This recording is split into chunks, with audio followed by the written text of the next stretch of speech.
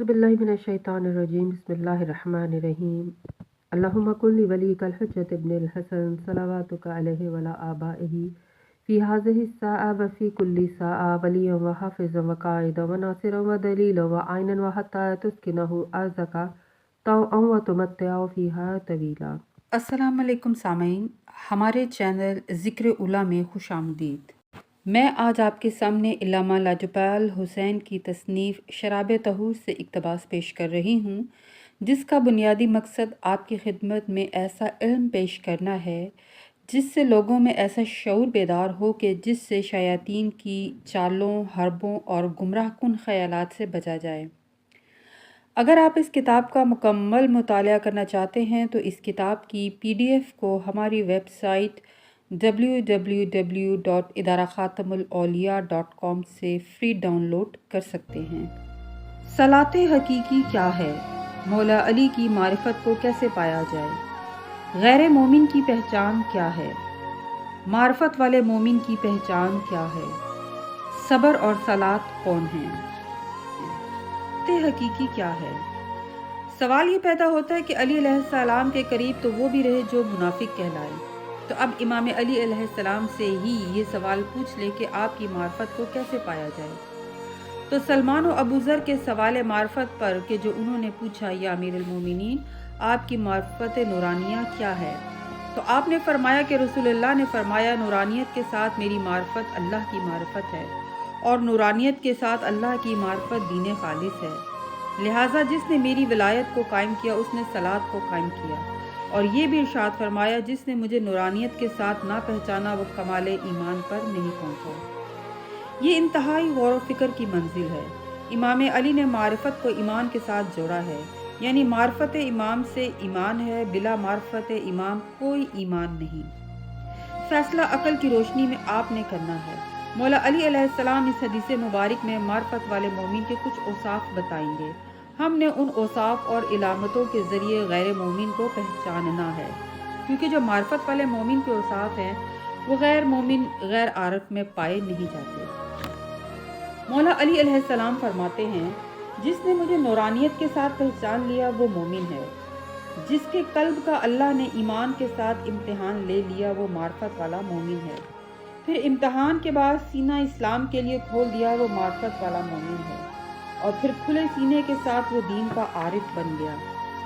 शक करने वाला, रद्द करने वाला, इनकार करने वाला जो विलायत अली पर कायम नहीं रहता वो दुश्वार तर मंजिल मार्फत विलायत में साथ नहीं चल सकता। जिसके ऊपर अमर विलायत वारिद हो मगर कबूल ना करे, सीना तंग हो जाए, शक में पड़ जाए, तो फिर दिल इरफानी विलायत से खाली हो जाता है। इसीलिए अल्लाह ने इरशाद फरमाया कि इस्तानत चाहो सब्र और सलात से। सब्र मोहम्मद है और सलात अली की विलायत है। लिहाजा सलात और सब्र में राज पोशीदा है, क्योंकि ईमान बुनियाद सब्र है और सलात की बुनियाद विलायत है। इसीलिए इमाम फरमाते हैं कि मारिफत नूरानिया से हमें पहचानो, यानी बातिन की आँख से। नमाज हकीकी का ताल्लुक इंसान बातिन से है, क्योंकि बातिन मर्तबा रूही है। तारीख़ कुरान और इस्लाम में जो पहला हुक्म सजदे का दिया गया, इस हुक्म का ताल्लुक रूह अमरी से था, क्योंकि अल्लाह ताला ने आदम को अपनी सिफाती सूरत में खल्क किया और अपनी मशीयत और हुक्म का मजहर व खलीफा करार देकर कुल आलम अमर को सजदा रूही का हुक्म दिया।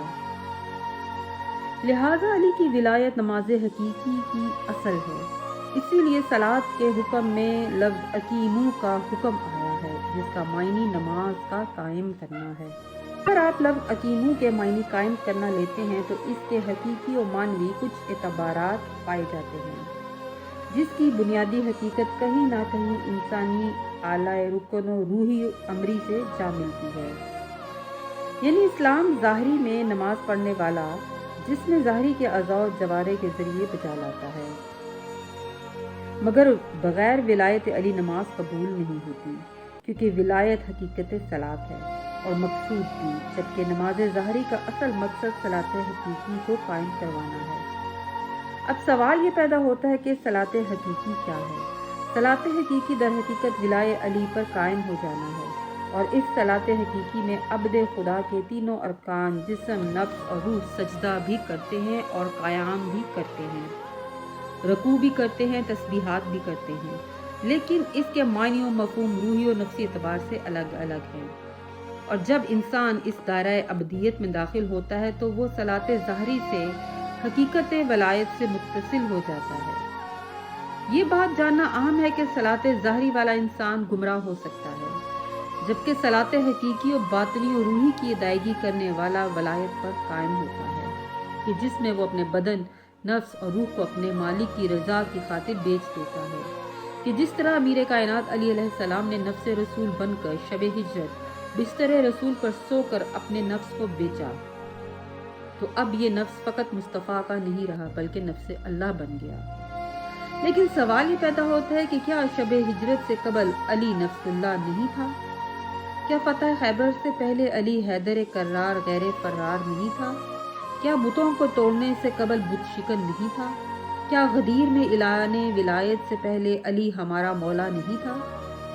اس کا جواب میں آپ کی سماعتوں اور اذہان کی غور و فکر پر چھوڑتا ہوں۔